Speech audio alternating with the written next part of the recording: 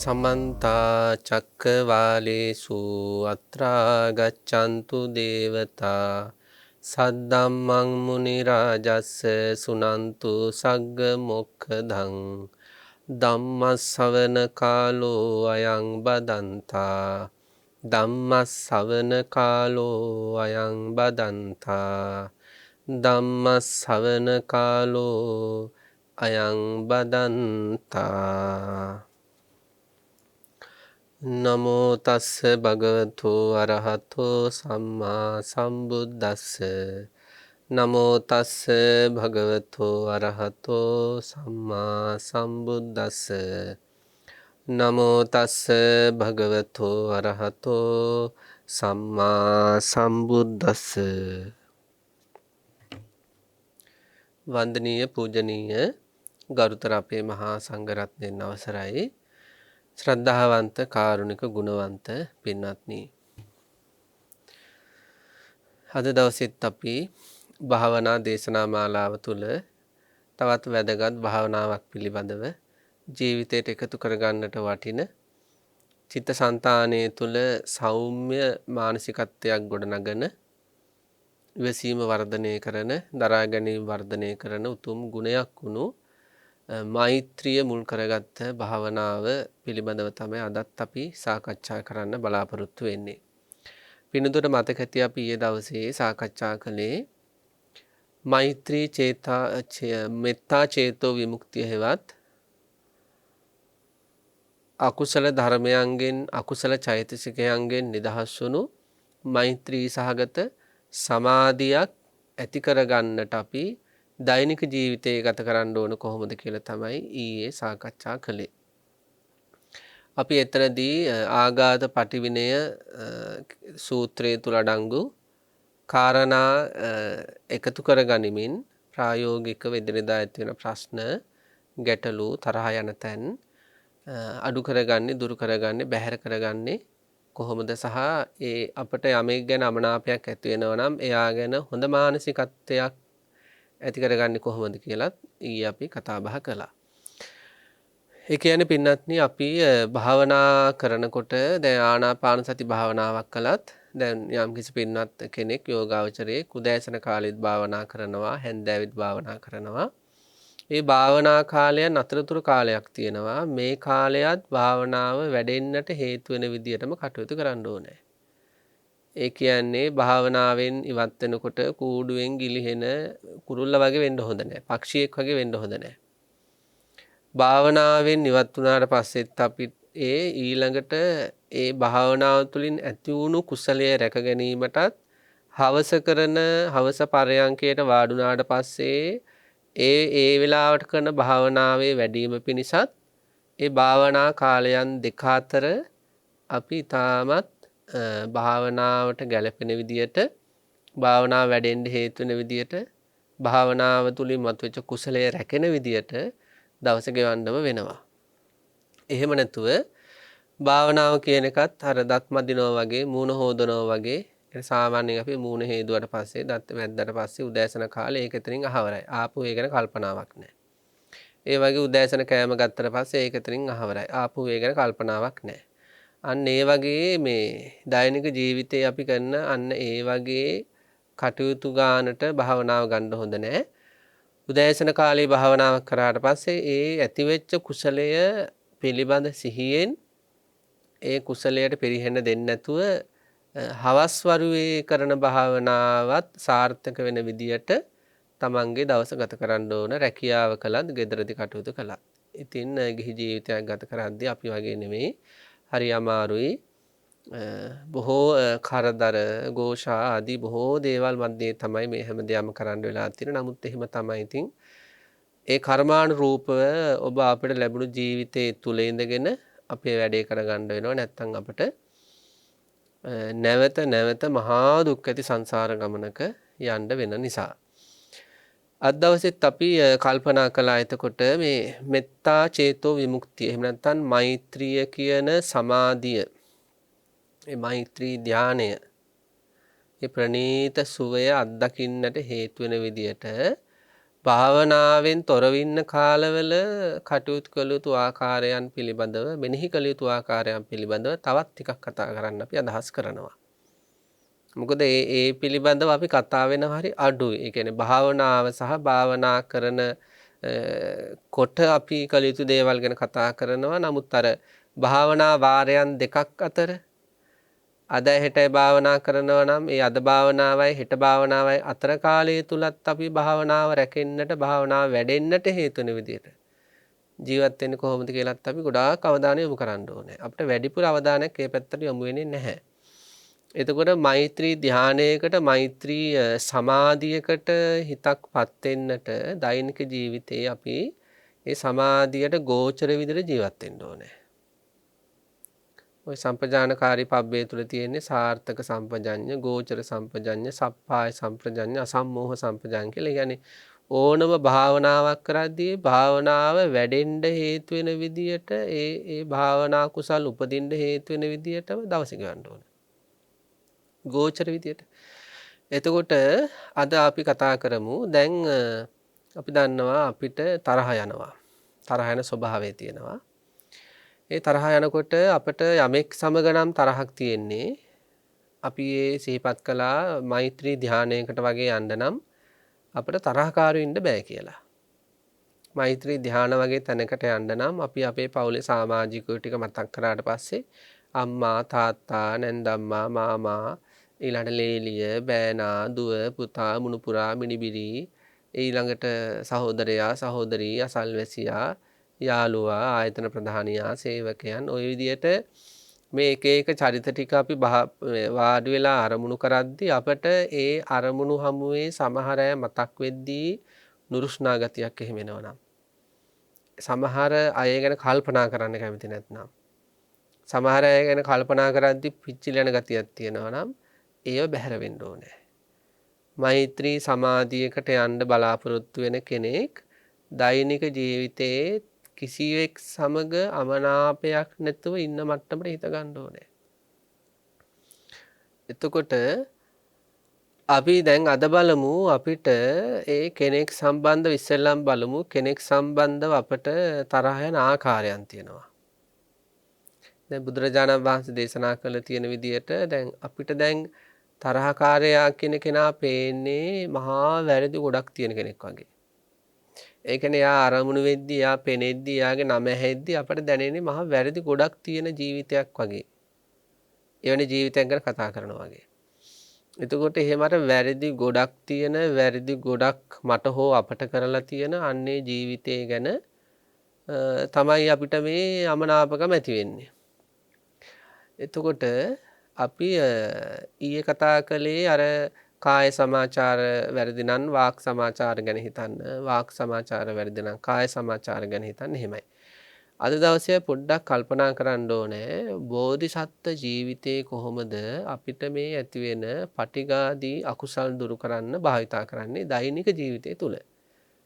භාවනාමය වශයෙන්ට වඩා දෛනික ජීවිතේ මානසිකාර කර මේ සමහර අය සමග තියෙන අමනාපකම් දුරු කරන්නේ කොහොමද කියලා බෝධිසත්වයන් වහන්සේ ඇසුරු කරගෙන.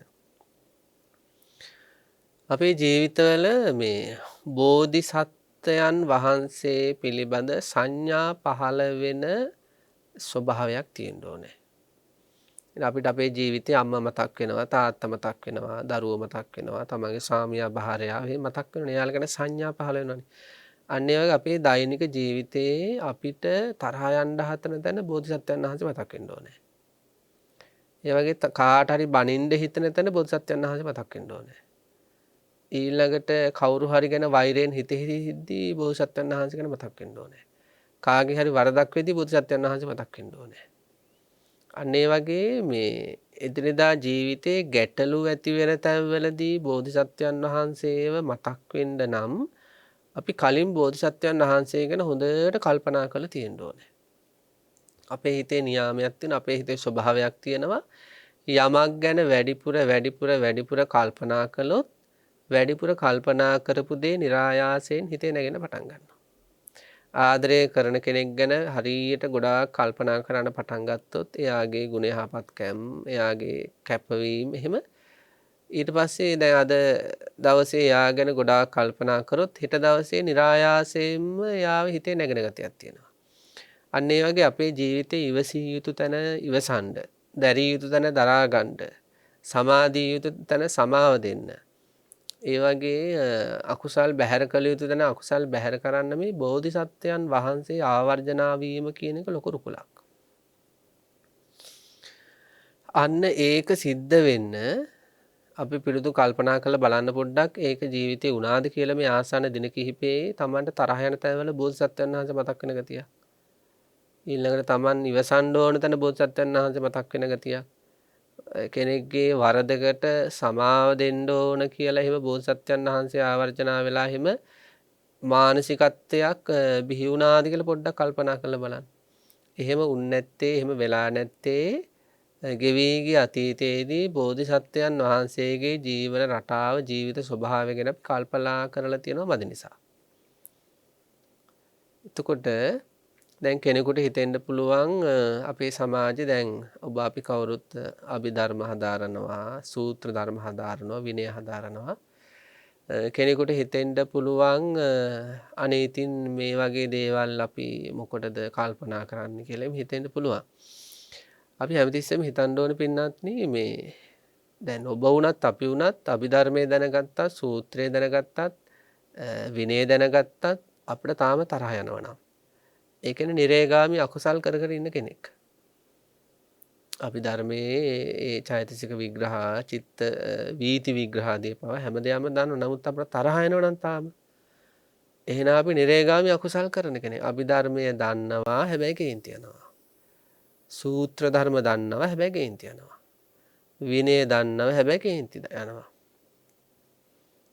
එතකොට එහෙම වෙලා බෑ.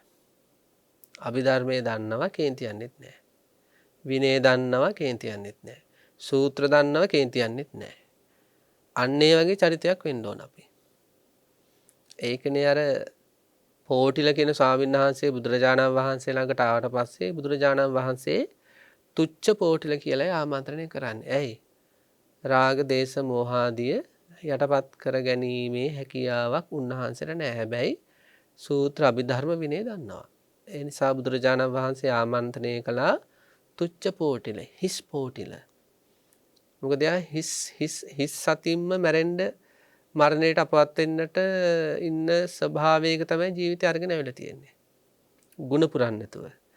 ඉතින් ඒ නිසා මේ වගේ දේවල් අපි සැහැල්ලුවට ගන්න නැතුව හැම දෙයක්ම දන්න ඒ වගේම හැම ගුණයක්ම තියෙන කෙනෙක් බාටපත් වෙන්න අපි බෝධිසත්වයන් වහන්සේ පිළිබඳව ආවර්ජනා කරන්න ඕනේ. බෝධිසත්වයන් වහන්සේක ආවර්ජනා කරද්දී අපිට බෝධිසත්වයන් වහන්සේගේ අවසානාත්ම භාවය සිද්ධාර්ථ මහා බෝධිසත්වයන් වහන්සේගේ අවසානාත්ම භාවය පිළිබඳ ලොකු විග්‍රහයක් තියෙනවා මහා සච්චක සූත්‍රයේ. කියන්නේ සච්චක කියන්නේ මිත්‍යා දෘෂ්ටික සංකල්ප තිබුණු ඔය අත්කිලමතාන යෝගාදී භාවනා ක්‍රම, ඒ කියන්නේ වැනි වැරදි ක්‍රම පිළිගත්ත බුද්ධ කාලයේ තුල හිටපු පුද්ගලයෙක්. ඒ පුද්ගලයා සහ බුදුරජාණන් වහන්සේ අතර සිද්ධ වෙච්ච සාකච්ඡාව මජ්ක්‍ධිම නිකායේ මහා සච්චක කියන සූත්‍රය තුල අඩංගු වෙලා තියෙනවා. ඒ සූත්‍ර දේශනාව තුළ බුදුරජාණන් වහන්සේව බුදුමුවින් දේශනා කරනවා බෝධිසත්ව කාලය පිළිබඳව. බුදුරජාණන් වහන්සේ දේශනා කරන එතනදී පින්නත්නි කායික වේදනා බෝධිසත්වයන් වහන්සේට කොපමණ කායික වේදනා ආවත් ඒ කියන්නේ උදාහරණ වශයෙන් දැන් දේශනා කරලා තියෙනවා ශරීරයේ අතපය කළුවැල් පුරුක් වෙනකම්ම කෘෂ වුණා.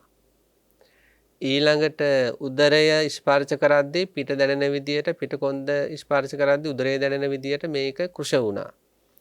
ඊළඟට හකුපාඩා බැස්සා. ගිලා බැස්සා. ඇහැ ඇතුළට ගිලා බැස්සා. ඊළඟට ඔළුව හිස අවුවේ දාලා වේලපු ලබු කට්ටක් වගේ වුණා.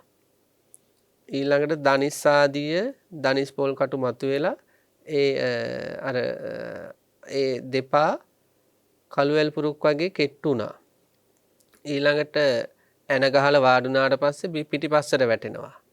සැර යටියක් පාවිච්චි කළා. ඒ වගේ ශරීර ස්පර්ශ කරද්දී රෝම කූප ගැලවෙනවා. ඊළඟට එදිනදා ජීවිතයේ ආහාර ගැනීමේදී දිව පිනවන කිසිම හරක් නැහැ. දිව පිනවන කිසිම හරක් නැහැ. සමහර දවස්වල මුන් නැටයක්, කොල්ලු වැට වතුර ටිකක් අන්න එහෙම තමයි භාවිතා කරලා තියෙන්නේ. ඒ සත්‍යකට දේශනා කරනවා සත්‍යක මම එච්චර කායිකව දුක් වේදනා වින්දත් මට ඇතිවෙච්ච කායික වේදනාවන් මුල් කරගෙන දෝමනස්සය හටගත්තේ නැහැ කියලා සිහිපත් කරනවා. එච්චර කායික පීඩාවක් ඇවිල්ලත් බෝධිසත්වයන් වහන්සේ කේන්ති අරන්නේ නැහැ. ඊළඟට දේශනා කරනවා බෝධිසත්වයන් වහන්සේ අප්‍රාණික ධානය වඩන හැටි. අප්‍රාණික ධානය කියන්නේ නහයින් හුස්ම ගන්න එක නතර කරනවා. ඊට පස්සේ නහයෙන් කටින් හුස්ම ගන්න එක නතර කරනවා. ඊට පස්සේ කන් දෙකෙන්වත් ඒකට ආධාරයක් ගන්න නැති මට්ටමකටපත් වෙලා මේ විදියට මයින්හමක් අදිනවා වගේ වෙලාවකට දැනෙනවා. වෙලාවකට ඒ තුල වාසය කරද්දී දිගින් දිගට හිසට යවුල් වලින් අනිනවා වගේ දැනෙනවා. ඒ වගේ සමහර අවස්ථාවල අප්‍රාණික ධානය තුලෙද්දී ගිනි අඟුරු වලක දාලා තවනවා වගේ දැනෙනවා. ඒ වගේ උග්‍ර කායික පීඩාවක් විඳිද්දිත් බෝධිසත්වයන් වහන්සේට ඒ සම්බන්ධව දේශ චිත්තයන් නිපිතිලා නැහැ. එතකොට අන්න ඒ වගේ බෝධිසත්වයන් වහන්සේගේ ඉවසීම දරා ගැනීම කායික පීඩා හමුවේ ඒ වගේ ඉවසීමක් දරා ගැනීමක් ඒ අවසානාත්ම භාවයේ තිබිලා තියෙනවා.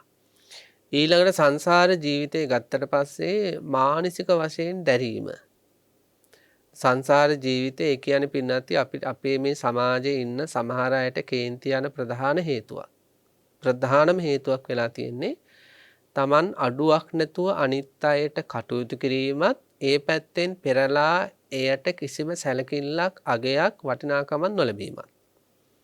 වර්තමාන සමාජයේ ඉන්න ගොඩක් අයට කේන්තියන් එක හේතුවක් තමයි Taman කිසිම අඩුවක් නැතුව හැම පැත්තක්ම හැම පැත්තම් බල 16 වගේ 16 වගේ වැඩ කරනවා. හැබැයි බාහිර සමාජයේ තුලින් ඊට කිසිම අනුග්‍රහයක් නැහැ. අඩුම ගානේ වචනකින් අගයක් දෙන්නේ නැහැ. ඒ තුල ගොඩක් අයට තරහ ගිහිල්ලා ඉන්නේ. කල්පනා කර කේන්ති යනවා. එතකොට බෝධිසත්වයන් වහන්සේ කියලා කියන්නේ තමන්ට ලැබුණු ජීවිතයේ තමන් ඇසුරු කරන සමාජිකයෝ ටික දෙනා විතරක් වෙනුවෙන් නෙමෙයි මනුෂ්‍ය ලෝක, දිව්‍ය ලෝක, බ්‍රහ්ම ලෝක සතරපා කියන මේ තල 31ම අරමුණු කරලා ජීවත් වෙන ඒ සත්වයෝ වෙනුවෙන් පරිත්‍යාග කරපු, සිල් රැකපු, ඊළඟට අදිෂ්ඨාන පාරමිතා පුරපු, සත්‍ය පාරමිතා පුරපු, ප්‍රඥා පාරමිතා පුරපු, කාන්ති පාරමිතා පුරපු, ඒ වගේ මේ තුන් ලෝකයක සත්‍යයන් වෙනුවෙන් යුතුයකම් කරපු තුමෙත්තයි බෝසත්යන් වහන්සේ. අපිට මේ 3-4 දෙනෙකුට යුතුයකම් කරලා අගයක් එන්නේ නැහැ, මං ගැන සැලකිල්ලක් නැහැ කියලා අපිට කේන්තියන්දී තුන් ලෝකයක සත්‍යයන්ට කැපවීම කරපු බෝධිසත්වයන් වහන්සේ ඉවසගෙන ඉන්නවා. ලෝකයාගෙන් කිසියම් අගයක් නොලැබෙද්දි කිසියම් වටිනාකමක් නොලැබෙද්දි පෙරලා කරපු දෙයටත් ගරහද්දී බෝධිසත්වයන් වහන්සේ සසර ජීවිතේ කොහොමද ඉඳලා තියෙන්නේ? ඒ ඉවසලා තියෙනවා. එතකොට අපට අන්නේව මතක් වෙන්න ඕනේ අපිට මේ වගේ මානසිකත්වයක් නැති වෙද්දී. නිවසේ කටයුතු කරද්දී දරුවන්ගෙන් අගයක් නොලැබෙනකොට එහෙමද ගොඩක් දෙමව්පියන් ඉන්නවනේ දරුවන්ගෙන් කිසිම වටිනාකමක් ලැබෙන්නේ නැහැ කරන කැපවීම වලට. ඒ වෙලාවට මතක් වෙන්න ඕන අනේ මගේ බෝධිසත්වයන් වහන්සේ තුන් ලෝකයක් වෙනුවෙන් භවයක් නෙවෙයි භව දෙකක් නෙවෙයි භව තුනක් නෙවෙයි භව දසදහස් ගණන් කැපවෙලා කටයුතු කරද්දී සමහර අය කොහොමද කටයුතු කළේ? තමන්ගේ දෙමව්පියන්ගෙන් තමන්ට බලාපොරොත්තු වෙන කැපවීම වලට අගයක් නොලැබෙනකොට සාමියා භාර්යාවගෙන් අගයක් නොලැබෙනකොට තමන්ගේ හිතට පින්නත්නි මේ මතක් වෙන්න ඕන බෝසත්යන් වහන්සේගේ ජීවිතය. එතකොට අර අපේ තරහ ඇති වෙන්න හදන එක පාලනය වෙනවා. ඒකයි සිහිපත් කළේ සාමාන්‍ය ජීවිතයේ ගැටලු ඇති වෙන තැන්වලදී බෝධිසත්වයන් වහන්සේ හිතින් නැගෙන විදියට හිත හදන්න ඕනේ. එහෙම බෝසත්වයන් වහන්සේ හිතෙහි නැගෙන විදියට අපි කියන්නේ අපිට ඒ වෙලාවේ බෝධිසත්වයන් වහන්සේ කල්යාණ මිත්‍රෙක් වගේ. කල්යාණ මිත්‍රයා කියන්නේ දුකේදී පිහිට වෙන කෙනාටනේ. එතකොට බෝසත්වයන් වහන්සේගේ මේ සංසාරික වශයෙන් මේ කැපවීම කරලත් ඒවට අගයක් නොලැබෙද්දී ඉවසපු ස්වභාවය, කායික පීඩා අධික වශයෙන් තියෙද්දිත් මේ තුන් ලෝකයක් වෙනුවෙන් ඉවසපු ස්වභාවය, මෙන්න මේ වගේ මානසිකාර පවත්තමින් කටයුතු කරපු කෙනෙකුට තමන් බලාපොරොත්තු වෙන තමන්ගේ කැපවීම් වලට බලාපොරොත්තු වෙන අගයක් නොලැබෙනකොටම තරහා යන්න හදද්දී බෝධිසත්වයන් වහන්සේ සිතුවිල්ලක් විදිහට කල්යාණ මිත්‍රයෙක් වගේ හිතේ නැගී ඉන්නවා. සිතුවිල්ලක් ලෙස. එතකොට අර තමන්ගේ අර ඇති වෙන්න හදපු අර ගින්න හොස් ගාලා නිවිල යනවා. දැන් බලන්න දැන් අපි කය වෙහෙසවල වැඩ කරනවා. අපි වැඩ කරන්නේ 3-4 දෙනෙක් වෙනුවෙන්නේ, දුව වෙනුවෙන්, පුතා වෙනුවෙන්, භාර්යාව වෙනුවෙන්, ස්වාමියා වෙනුවෙන්. එහෙමනේ පින්නත් ගිහි ජීවිතය ගත කරද්දී 7-8 දෙනෙක් වෙනුවෙන් කැපවල කය වෙහෙස කරනවා. කය වෙහෙස හම්බ කරනවා, ගෙවල් දොරවල් සුද්ධ පවිත්‍ර කරන ඒවා. ඉතින් මේ කායික වේදනා ඇති වෙද්දි කොච්චර තරහ යනවද? ඇඟට අමාරු වෙනකොට වෙලාවකට හිස රදේ කොට ගණන් ගන්නෑ. ඒ ළඟ ඉන්නේ ගණන් ගන්නෑ හිස රදේ කිව්වට.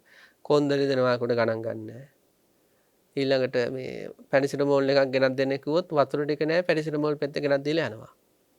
ගුණයක් නෑ. ඒ වගේ මේ හවසට වැඩ ඇරිලා ඉද්දි තේ ටිකක් හදලා දෙන්නේ නෑ සමහර අය. ඒ වගේ මේ තමන්ට අත්දැකීම් ඇති ඒවා. තමන් මෙරි වැඩ කරත් දැන් සමහර මව්වරු පියවරු පිට රටවල් වල ගිහිල්ලා පුදුමාකාර දුකක් විඳිනවා කායිකව. වෙලාවකට කන්නත් නෑ සමහර දවස්වලට. දැන් අපේ රටේ ඉන්න දෙමව්පියන්ටත් එහෙමයි. වෙලාවකට උදේ 7ට කන්න ඕන එක 10ට කනෝ. ඒ වගේ සමහර දවස්වල රැකියාවට ගිහිල්ලා දවල් බත්පත කන්න වෙන්නේ නෑ. එච්චර වැඩ. ඉතින් තේ උගුරක් නැතුව වෙලාවකට එහෙම වතුර ටිකවත් වෙලාවකට බී ගන්න නැතුව.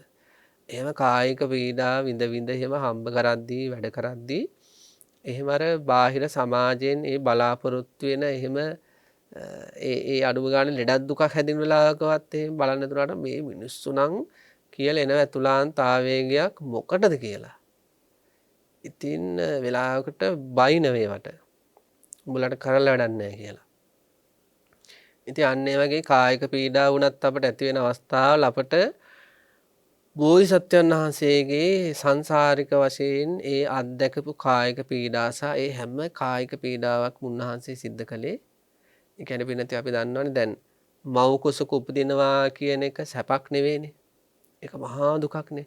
එතකොට ඒ කායික පීඩාව බෝධිසත්වයන් වහන්සේ සිද්ධ කළේ තුන් ලෝකයක සත්වයන්ගේ යහපත වෙනුවෙන්.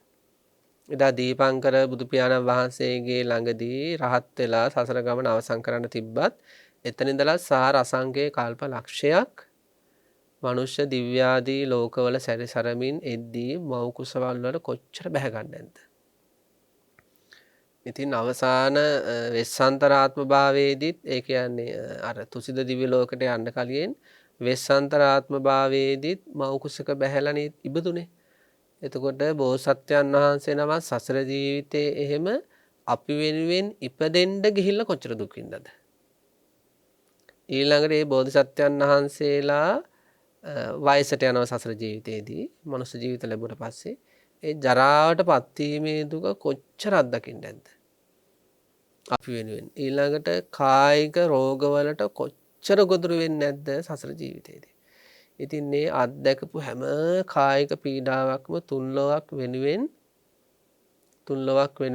සිද්ධ කළාට ඒ හැම දෙයක්ම ඒ හැම දෙයකටම බාහිර ලෝකයාගෙන් සාධාරණයක් උනත් නැතත් බෝධිසත්වවරු මොකද කරන්නේ?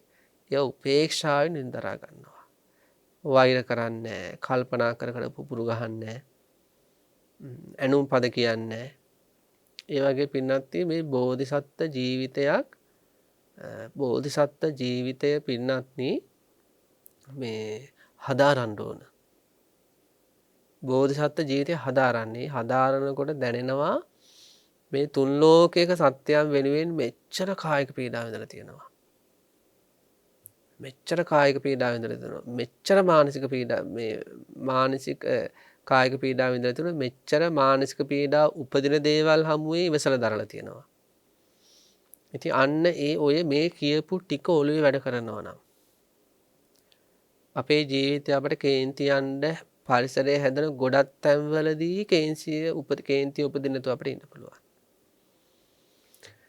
ඉතින් අන්න ඒ වගේ අපේ ජීවිතවල අර උදෑසන කාලේ හෝ සවස් කාලේ මෛත්‍රී සමාධියක් තුල සුවය විඳින්න කැමති කෙනා ඒ තුලින් විදර්ශනාවකට අවබෝධයකට යන්න කැමති කෙනා දවස ගෙවද්දී දෛනික ජීවිතයේ තුලත් හිත රැක ගන්න ඕනේ.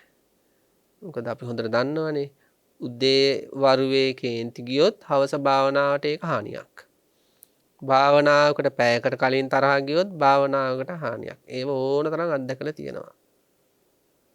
ඕනම කුසලයක් ඊට පස්සේ කරන භාවනාවට හානියක් කරනවා. අන්න ඒ වගේ අපට ඒ පිළිබඳ අත්දැකීමක් තියෙන නිසා සාමාන්‍ය ජීවිතයේ තරහ ඇති නොවෙන්නත් ඇති වුණ තරහ පාලනය වෙන්නත් දුරු වෙන්නත් මේ බෝධිසත්වයන් වහන්සේගේ ජීවිතේ පිරික්සන්න. ඉවසීම, කායික පීඩා දරා ගැනීම, ඊළඟට ලෝකයාගෙන් ඒවාට ගෞරව සම්මාන ලැබුණත් නොලැබුණත් උපේක්ෂාවක වාසය කිරීම. ඉතින් අන්න ඒ විදිහට මනසිකාර කරන්න පුළුවන්.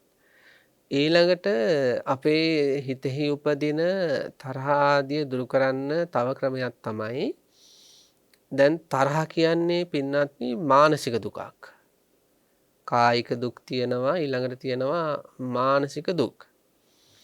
එතකොට මේ මානසික දුක් තරහ කියන ඒ తত্ত্বය ඒ දුක අපට ඇති වෙනකොට අපට හිතෙනවා ඒ ඇති වෙන පීඩනය තුල අපිට හිතෙන්නේ මුළු ලෝක ධාතුවේම ඒ වෙලාවට දුක් විඳින්නේ මම විතරයි කියලා වගේ හැඟීමක්. يعني කෙනෙක් කරන අසාධාරණයකට අපිට තරහ ගියාට පස්සේ ඒ තරහ තුල ගිලිලා වගේ ඉද්දි අපිට දැනෙන්නේ මේ ලෝකේ දැනෙන්නේ අපිට. අපිට ඒ වෙලාවට දැනෙන්නේ මේ තමන්ගේ ලෝකෙ විතරයි. ඒ වෙලාවට දැනෙන්නේ මේ ඒ දුක විතරයි. ඒ දුක විතරයි තමයි දැනෙන්නේ. ඒ තරහ තුල ඇති වෙච්ච පිච්චිල්ල, දැවිල්ල, රත් විල්ල, පුපුර ගැහිල්ල. ඒ වෙලාවට අපි මේ බාහිර ලෝකයා විඳින දුක් දිහා බලන්න ඕනේ. අපි අත්දකින්නේ දුක හමුවේ දැන් අපි ඉස්සෙල්ලාම් කළේ බෝසත්යන් වහන්සේ ගැන කල්පනා කරලා අපිට තරහ යන්න හදන තැන්වලදී බෝධිසත්වයන් වහන්සේ වාවර්ජනා වෙන විදිහට මනස හදාගෙන සංසිඳීමකටපත් වීම. දෙවෙනි එක තමයි අපි මොනියම්ම දෙයකට හරි කේන්ති ගිය වෙලාවක ඒක අර තනියම තමන් විඳින ඒ අත්දැකීමේම හිර වෙලා ඉන්නේ නැතුව පොඩ්ඩක් මේ ලෝකයට දාලා බලන්න ඕනේ මේ ලෝක සත්වයෝ විඳින දුක දිහා. මේක බලන ලොකු විසඳුමක් නෙවෙයිද කියලා අපි ඒක උදාහරණ කතාවක් සිහිපත් කරන්නම්. අපි දන්න එක මේ කාන්තාවක් හිටියා.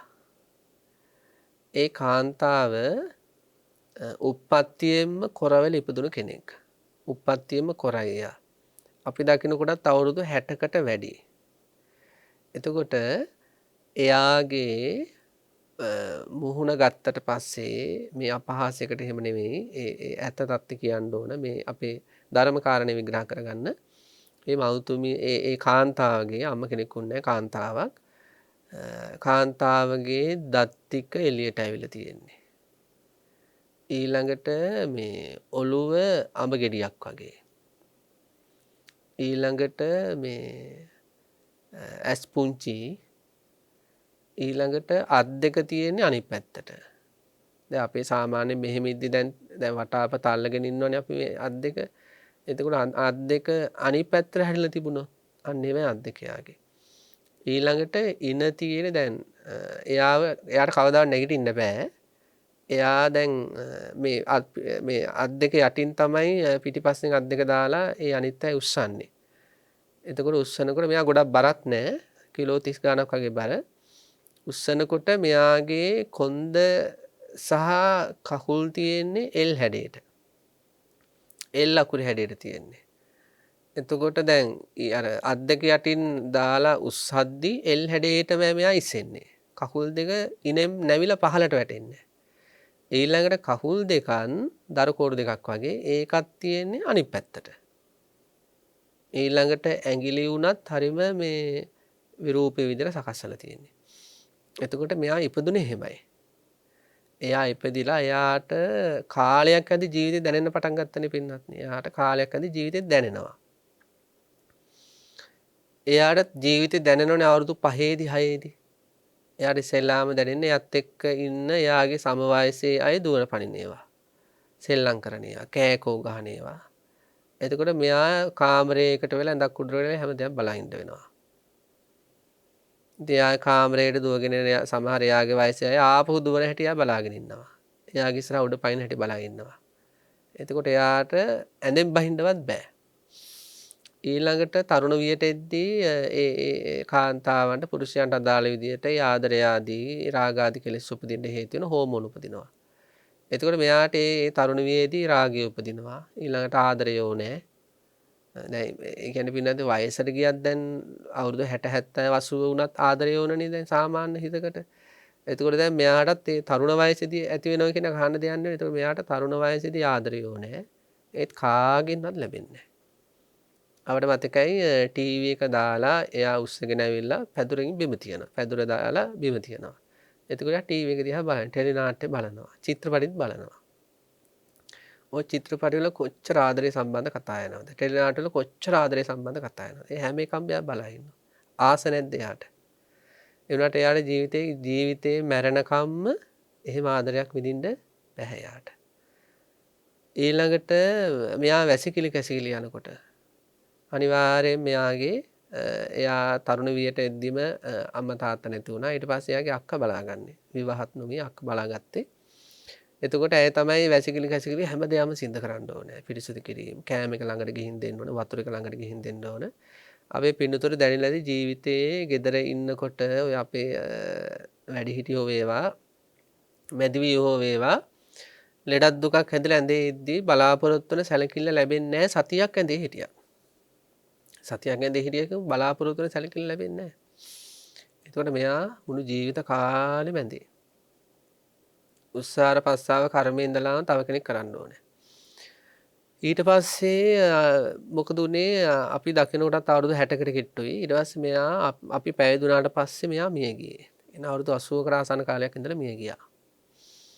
එතකොට අපේ පින්නතුන් හිතන්න ඒ ජීවිතේ සැපක් කියලා මොකද්ද තිබ්බේ? ඒ කියන්නේ අපි අපේ ජීවිතේ බලන්න තියෙන දේවල් ඇවිදගෙන ගිහිල්ලා බලනවා. අහන්න තියෙන දේවල් ඇවිදගෙන ගිහිල්ලා බලනවා. වාහන වලින් ගිහිල්ලා බලනවා. ප්ලේන් වලින් ගිහිල්ලා බලනවා. අපිට අදටත් මතකයි ඒ එතුමියට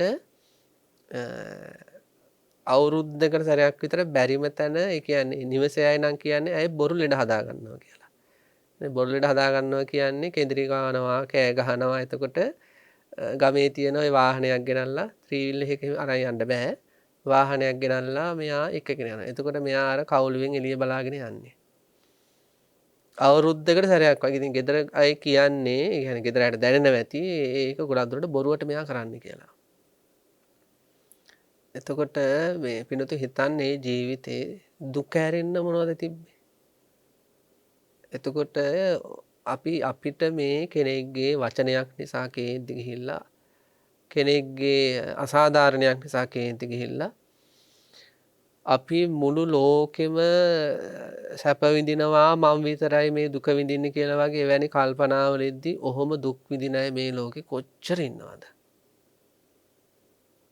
ඒකට කියන්නේ අපිට මේ අනිත් අයගෙන් වෙන වැරදි හෝ අනිත් අය නිසා අපට ඇතිවෙන මානසික පීඩා අපි ලොකුවට ගන්න හොඳ නැහැ.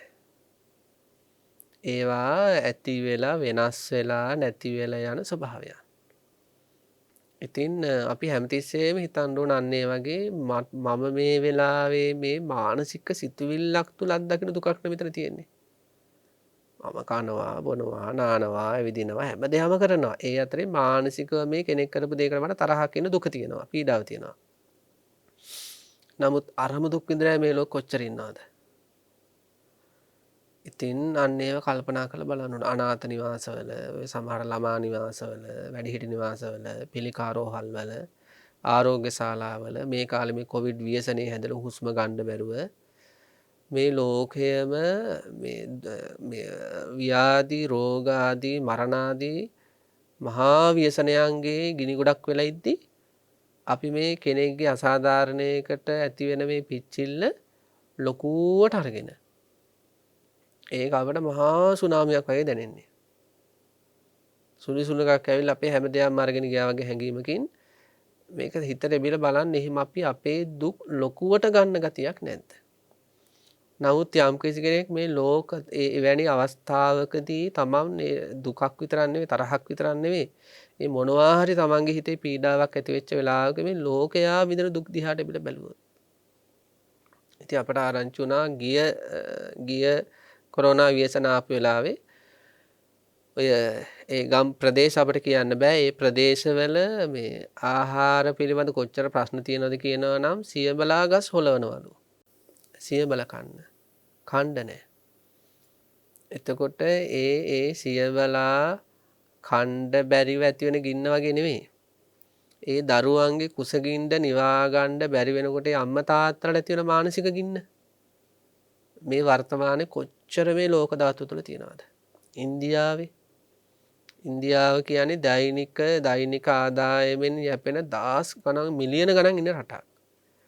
එතකොට ඉන්දියාවේ ලොක්ඩවුන් කරාම එහෙම නැත්නම් සංචලන සීමා පැවැත්තුවා මේ කොරෝනා ව්‍යසනය ඇවිල්ලා එහෙම දේවල් වුණාට පස්සේ ගෙදර එක ළමයා ඉතුරු වෙනවා අනිත් ඔක්කොම කොවිඩ් හැදිලා. ගෙදර අම්මා විතරයි ඉතුරු වෙනවා අනිත් ඔක්කොම කොවිඩ් හැදිලා. එතකොට කණ්ඩ නැතුව බොණ්ඩ නැතුව ඒ ජීවිත විඳින දුක් මේ මොහොතේත් කොච්චර තියනවද? ඒ මුකුත් අපිට ගාණක් නැහැ. අපිට මේ කෙනෙක් එක්ක ඇති වෙච්ච අමනාපේ ලොකු කරගෙන ඒක ගැන කල්පනා කර මෙහෙම කිව්වා මෙහෙමත් කියනවාද මට කියන්න හොඳද මෙහෙම මං කොහොමද මෙයාලට කරේ කියන අපි ඒක ලොකු කරගෙන ඉද්දී මහා ගිනි ජාලා ලෝකේ හට ගන්නවා. ඉතින් අන්න එහෙම අපි කල්පනා කරන්න ඕනේ. මොනවා හරි දෙයකින් අසාධාරණයක් වෙලා මොනවා හරි දෙයක් කියන්නේ මේ ලෝකේ එහෙම දැන් අසාධාරණ ගත්තත් පින්නත් අපට වෙච්ච අසාධාරණ වගේ නෙවෙයි. අද අපි මොකක් හරි දෙයක් නිසා අසාධාරණයක් වෙලා කියලා දුක් විඳිනවා කියමු. එහෙම අසාධාරණ නෙවෙයි මේ ලෝකේ සමහරට වෙලා තියෙන්නේ. ඔය බීසන කාලේ වෙච්ච අසාධාරණකම් සමහර අයට අරගෙන යනවා තාත්තා ආපහු එන්නේ නැහැ. අරගෙන යනවා පුතා ආපහු ගේන්නේ නැහැ. ඉතින් දවස් කිහිපයකට පස්සේ කොහේ හරි ටයර් එකක දාලා පුච්චලා එහෙම නැත්නම් කොහේ හරි කම්බේ කණුවක් ගහලා එතකොට ඒ අසාධාරණකම් කොච්චර දෙතන ඒ වගේ මේ අපි මේ පුංචි දේවල් ටිකක් මේ වෙච්ච අසාධාරණයි කියලා පිච්චිද්දී මේ ලෝකේ අපිට හිතා ගන්න බැරි අසාධාරණකම් වෙන ලෝකයන් තියෙනවා. ඔය මේ අරාබිකරේ රටවල් වල එහෙම මහා ලොකු වරදක් කරන්න ඕන නෑ. මොකද කරන්නේ එකතු කරලා ගල් ගහනවා. ඒ අසාධාරණයන්ට එරෙහි වෙන්න කෙනෙක් නෑ. එකතු වෙලා වටේ ඉඳන් ඔක්කොම තිරිසන් සතෙකුට වගේ ගල් ගහනවා. ගල් ගහලා මරනවා. පාස්යට දානවා. කසපාරවල් ගහනවා. මහා ලොකු වැරදිත් නෙවෙයි සමහර අයගේ. ඒ වගේ මේ හැබැයි අපි මේ අපට වෙච්ච ඒව තමන්ට සාපේක්ෂව හිතන්න තමන්ට දැනෙනවා නම් මේ කාලේ මෙහෙම අසාධාරණයක් වෙලා තියෙනවා කියලා බලන්න මේ ලෝකයේ තුල කොච්චර අසාධාරණකම් වෙලා තියෙනවද? මහා බෝධිසත්වයන් වහන්සේගෙනත් ඒක අපි කල්පනා කරන්න කිව්ව බෝධිසත්වයන් වහන්සේට කොච්චර අසාධාරණකම් වුණාද? ඉතින් අන්න ඒ වගේ සාමාන්‍ය ජීවිතේ අපිව අවුස්සන්න, ඇවිස්සෙන්න හදනකොට, ඇවිලෙන්න හදනකොට බෝධිසත්ව ජීවිතය ගැන කල්පනා කරලා ඒක පාලනය කරගන්න ඕනේ. ඊළඟට මේ සංසාර ගමන තුල මේ මම අත්විඳින මේ දුක මේ තරහ කියන මේ தත්ත්වයේ තුල මම අත්දකින මොකක් හරි පීඩාවක් තියෙනවා නම් අසාධාරණයක් තුල මම මොකක් හරි අපහසුතාවයකට පත්වලා ඉන්නවා නම් මේක මට විතරද වෙලා තියෙන්නේ. මීට එහා ගිය අසාධාරණකම් මීට එහා ගිය දුක් විඳින මේ ලෝකයේ තුල නැද්ද? එහෙම කල්පනා කරද්දී අපේ අර පීඩනේ මොකද වෙන්නේ? සැහැල්ලුවක් බාටපත් වෙනවා. අපි ඒව කල්පනා කරද්දී අපිට තිබ්බ පීඩනේ සැහැල්ලුවකටපත්. ඇත්තටම මේ බණ ටික අහද්දී උනත් මේ දවස්වල තරහෙන් හිටපු කෙනෙකුට මොකක් හරි දෙයක් සම්බන්ධව මොකද වෙන්නේ? ඒ තරහ නැති වෙනවා. ඇයි මේ ධර්මානුකූල මානසිකාර්ය ටික තමන්ගේ හිතේ වැඩ කිරීම. එතකොට අපි අපේ ජීවිතේ තරහ කියන දුක විඳින්නේ ඒ තරහ කියන දුක නැති වෙන්නට හේතු වෙන මෙනෙහි කිරීම භාවිතා කරන්නේ නැති නිසා. මේ පොඩි දෙයක් කරන්නේ නැත්තේ අපි. තරහ උපදින්නට හේතු වෙන දේ භාවිතා කරන්නේ නැතුව තරහ නූපදින්නට හේතු වෙන දේ භාවිතා කරනවා නම් මෙනෙහි කරනවා නම් ඒ තරහ එතනම සංසිඳනවා. ඉතින් ඊළඟට අපිට බලන්න පුළුවන් අපේ සාමාන්‍ය ජීවිතයේ ඇති වෙන ප්‍රශ්නවල තරහ යනකොට කර්මානුරූපී බව බලන්න පුළුවන්. කර්මය කියන්නේ ඒ වගේ දෙයක්. ඒ කියන්නේ දැන් සුළි සුලගක් එනවා කියමු පින්නත් සුළි සුලගක් එනකොට අපි දන්නවා ගස් කොළන් පෙල්ලගෙන වහලේ උලුත් ගලවගෙන යනවා. ඒත් අපිට හුළඟ දකින්න බෑ. දැන් සුළි සුලගක් වෙලාවට يعني හුළඟ අපිට පේන්නේ නෑනේ ඇස් දෙක මෙහෙම ඇරියට. ඊළඟට අපි හිතමු දැන් විදුලි බල්බයක් පත් වෙනකොට අපිට කම්බිය දිගේ එන විදුලිය ඇහැට පේන්නේ නෑනේ. අපිට ඒ ඵලය පේනවා. නමුත් ඒ හේතුව පේන්නේ නෑ. ඒ වගේ මේ කර්මය කියන්නේත් අන්න ඒ වගේ දෙයක්. එන අතීත කර්ම අපට පේන්නේ නෑ. ඵලය අපට පේනවා. ඵලය අපට දැනෙනවා. ඒ කියන්නේ කර්මය කියන්නේ අන්න ඒ වගේ දෙයක්. يعني හුල සුළඟ නිසා බොහෝ දේවල් විනාශ වෙනවා. නමුත් අපේ ඇහැට පේන්නේ නෑ. ඇහැට හුළඟ පේන්නේ නෑ. විදුලි බල්බය පත් වෙනවා. නමුත් විදුලිය පේන්නේ නෑ. අන්න ඒ වගේ අතීත කර්මය අපට පේන්නේ නෑ. ඒකේ ඵලය අපට පේනවා. අන්න ඒ අතීත කර්මයට අනුකූලව මේ බොහෝ දේවල් බොහෝ ඵලයන් සකස් වී ඇති බව අපි නුවණින් දකින්න ඕනේ. ඒ කියන්නේ එක එක ජීවිතවලට ඇසුරු කරන්න ලැබිලා තියෙන්නේ එක එක විදිහේ චරිත. කෙනෙකුට ඊටාම ගුණබර භාර්යාවක් ලැබෙද්දී කෙනෙකුට ඊටාම විසම භාර්යාවරු ලැබිලා. සමහර අයට ඊටාම ගුණබර ස්වාමිවරු ලැබෙද්දී සමහර අයට ඊටාම විසම ස්වාමිවරු ලැබිලා. දැන් අපිට හොඳට මතකයි අවුරුදු 3කට විතර කලින් අපිත් එක්ක අපිව ඇසුරු කරපු අපේ ආරාමයට බාහිර ආරාමයක ස්වාමින්වහන්සේ නමක්. ඉතින් මේ ස්වාමින්වහන්සේ ඒ වෙනකොටත් වස් 15ක් විතර. ඉතින් මේ ස්වාමින්වහන්සේගෙන් මමම විමසුවේ එක දවසක් කතා බහ කරගෙන ඉද්දී ඔබ වහන්සේ පැවිදි වෙන්න හේතුනේ මොකද්ද කියලා. මොන හරි දෙයක් ගැන කලකිරීමද මොනවද කියලා. එතකොට උන්වහන්සේ සිහිපත් කළේ අම්මා තාත්තට කරපුවා කියලා. එහෙම තමයි සිහිපත් කළේ. ඒ කියන්නේ ඒ අම්මා ඒ තාත්තා බොහොම ගුණ යහපත් කෙනෙක්. ඉතින් මේ අම්මා කරපු අසාධාරණකම් වගේක් සිහිපත් කළා. ඉතින් ඒ අසාධාරණකම් දකිද්දී තාත්තට කරපු අපිට සිහිපත් කළේ එහෙම හිතන එක වැරදි. නමුත් උන්වහන්සේ සිහිපත් කළේ ඒ දවස්වල හිතුණලු ගෑනු සංහතියම මෙහෙමයි කියලා. ඒ අම්මේ තාත්තට කරපු අසාධාරණකම්. ඒකමයි කියලා කිව්වා පැවිදි වෙන්න හේතුන කලකිරීම. එහෙම හිතන්න බෑ. ඊටාම ගුණ යහපත් අහිංසක ශ්‍රද්ධාවන්ත කරුණාවන්ත එහෙම කාන්තාව මේ ලෝකෙ ඉන්නවා. ගොඩක් නෑ නමුත් ඉන්නවා. නමුත් ඉතින් ඒ උන්වහන්සේට එදා ඒ කාලේ එහෙම තමයි හිතලා තියෙන්නේ. ඒ ඇති වෙච්ච කලකිරීමට ශාසනයට ඇවිල්ලා තියෙන්නේ.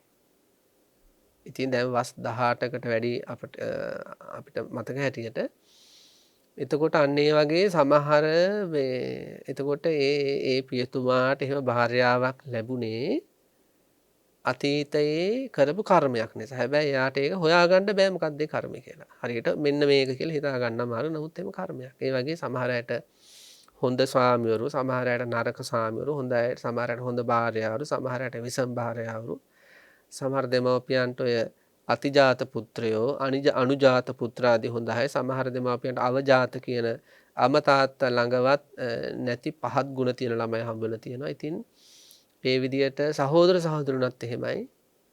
දැන් පටාචාරා උප්පලවන්නා වගේ ඒ උත්තමයන් වහන්සේලා සතර ජීවිතේ එකම පවුල් වල ආපු අය බොහෝ භවයන්හි. එකම පවුල් වල ඉපදිලා සහෝදරියෝ විදියට බවුන් මේ පෙරම් පුරපුර ආපු අය තමයි පටාචාරා උප්පලවන්නා වගේ උත්තමාවියෝ. ඒ වගේ අර එකතු වෙලා බොහෝ පින්කම් කරන සහෝදර සහෝදරියෝ අතරේ ඒ කියන්නේ කරන පින්කමටත් අකුල් හෙලන ඊළඟ සමගියක් නැහැ හැමතිස්සෙම රණ්ඩු කරනවා. ඒ වගේ අන්න එහෙම අය ලැබෙන්නේ කර්මානුරූපව. එතකොට අද Tamanට යම් කිසි කෙනෙක් නිසා එහෙම කරන අසාධාරණකම් නිසා හිතේ පිච්චිල්ලක් ඇති වෙනවා නම් හිතන්න ඕනේ මේ වගේ කෙනෙක් හමු වෙන විදිහේ කර්මමම සසර ජීවිතේ කළා තියෙනවා. ඒකයි මට මෙහෙම කෙනෙක් හමු වුනේ. ඉතින් අන්න ඒ විදිහට මේ කර්මානුරූපී බව බලන්න ඕනේ. ඒක නම් ගොඩාක් වටින කාරණාවක්. දෛනික ජීවිතයේ අපිට අත්දකින්න වෙන ගොඩක් දේවල් වලට හේතු සියලු දේවල් වලට නෙවෙයි. දැන් කාම විපාක ජාපාදා ඊළඟට ඍතු පරිණාම ජාබාදා පිත්ත සමුට්ඨාන ආබාධා ආදී වශයෙන් අපිට අත්දකින්න වෙන කරදරවලට හේතු රාශියක් තියෙනවා.